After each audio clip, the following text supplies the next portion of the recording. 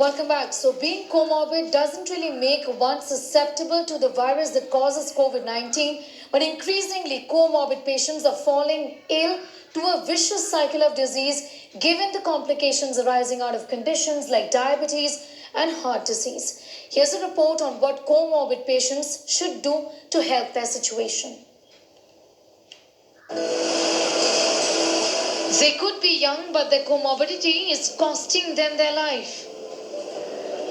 Medical experts are seeing a trend in those having comorbidities getting entrapped in a vicious cycle of disease that is leading to death.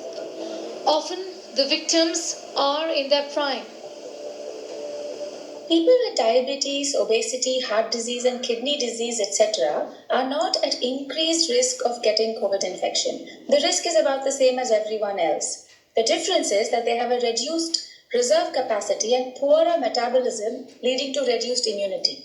Once the virus gets in, they are not able to mount a quick or strong enough immune response to reduce the virus and prevent it from replicating, so they have a more severe infection.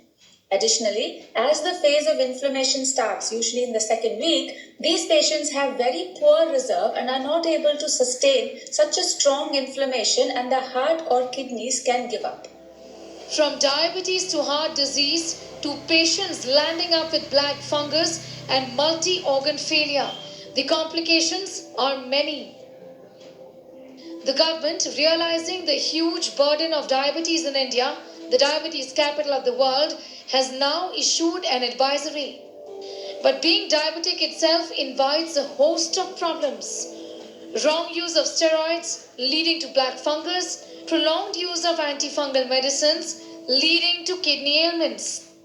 Patients who have in the background diabetes, blood pressure or heart disease, or who are obese, they are at a higher risk of contracting the disease and have a more fatal course. A lot of these patients, whether they are young or old, if they have diabetes or obesity in the background, have a more turbulent course. They land up on ventilator and generally have a poorer outcome.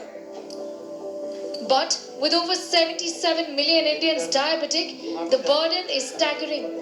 The risk of secondary infections are high in patients suffering from COVID-19 or even after recovering from COVID-19. Doctors say sugar levels need to be kept in check.